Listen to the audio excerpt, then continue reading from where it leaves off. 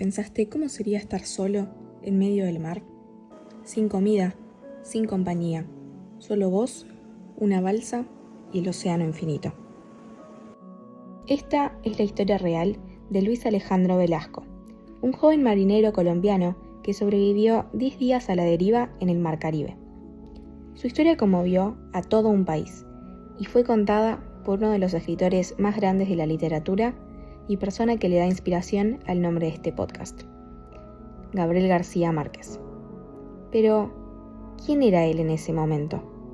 En marzo de 1955, Gabriel García Márquez era apenas un periodista de 27 años que trabajaba en el diario El Espectador de Bogotá. Todavía no era el autor que conocemos hoy en día. Era solo un joven costeño de Aracataca, Colombia, que había abandonado la carrera de Derecho para dedicarse al periodismo y la escritura, su verdadera pasión. Cuando le ofrecieron entrevistar a este marinero, aceptó sin imaginar que junto a Velasco escribiría una de las crónicas más poderosas del periodismo latinoamericano. El 28 de febrero de 1955 se dio a conocer la noticia de que 8 miembros de la tripulación del destructor Caldas de la Armada de Guerra colombiana, que regresaban desde Mobile, Estados Unidos, hacia el puerto de Cartagena, habían sido arrastrados por la fuerza del agua debido a una supuesta tormenta repentina que no había sido registrada en los informes meteorológicos. Uno de ellos, Luis Alejandro Velasco, había caído al océano y logró, contra todo pronóstico, subirse a una pequeña balsa. Estaba solo, sin brújula, sin provisiones y sin sombra. Y es así como comenzó su odisea, 10 días a la deriva bajo el sol ardiente en un océano donde el tiempo parece no pasar. Con los tiburones acechando, el cuerpo debilitándose y la mente al borde del colapso, Velasco hablaba solo, recordaba su vida y se aferraba a la esperanza como único salvavidas. Colombia vivía una época de violencia y censura. Desde el asesinato de Jorge Eliezer Gaitán en 1948, el país estaba sumido en la violencia. Miles de muertos, enfrentamientos y represión. La dictadura de Gustavo Rojas Pinilla prometía lograr orden, pero solo imponía silencio en el país. Y es en ese escenario que un hecho inesperado acaparó los titulares. Un marinero apareció vivo en la costa de Colombia después de haber sido dado por muerto. Al llegar a tierra, luego de una semana del accidente, Velasco fue recibido como un héroe nacional. Lo mostraban en televisión, lo llamaban el soldado valiente, pero aún así, algo no cerraba. Velasco fue paseado como un trofeo, condecorado, entrevistado y hasta utilizado por marcas para vender zapatos, relojes, hasta productos que supuestamente resistían las inclemencias del mar. Sin embargo, un día apareció en la redacción del Espectador, sin que nadie lo llamara. Preguntó cuánto le pagarían por contar su versión. Al principio, lo mandaron de vuelta, pero Guillermo Cano, el director del diario, tuvo una corazonada. Lo detuvo en la escalera y se lo entregó a Gabriel García Márquez. «Te lo dejo en las manos», le dijo, y sin saberlo, le acababa de entregar una bomba de tiempo. Cuando Gabo empezó a hablar con Velasco, se encontró con algo que no esperaba. El náufrago tenía un talento natural para narrar. Y es así como, durante 20 sesiones de 6 horas, reconstruyeron la historia completa. Gabo preguntaba, indagaba y buscaba contradicciones.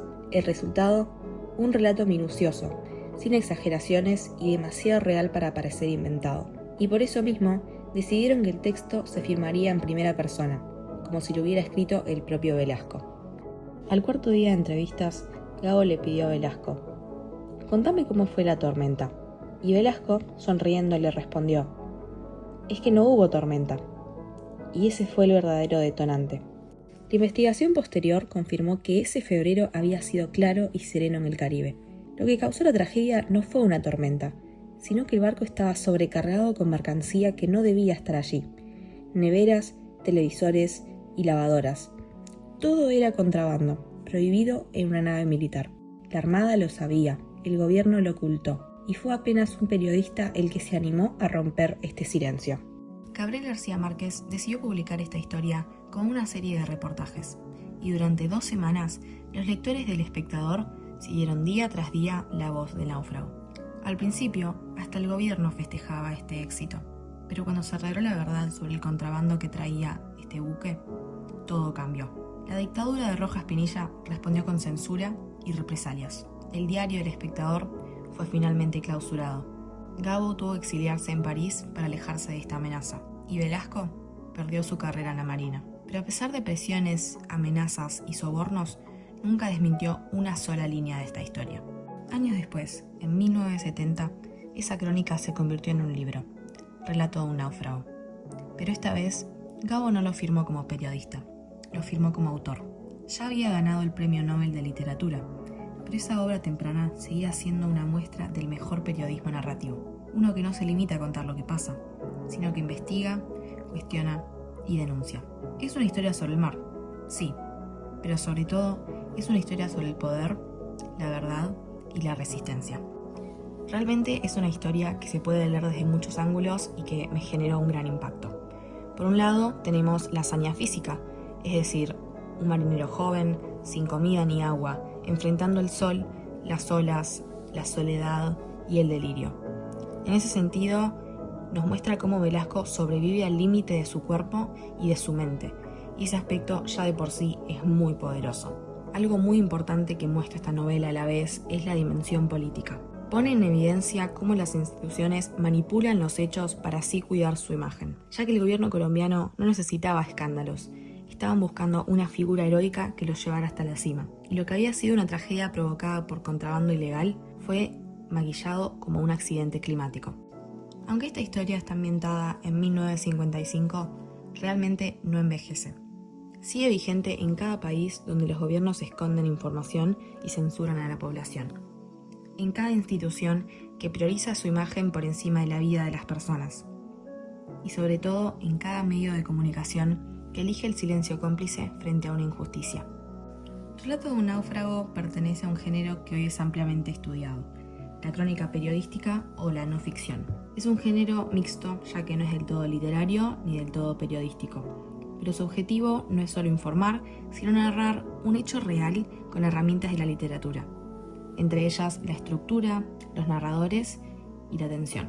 García Márquez dijo que este texto fue uno de los que más lo marcaron en su carrera, no solo porque obviamente le costó el exilio, sino porque le enseñó que la realidad, contada con honestidad, puede ser más poderosa que cualquier ficción.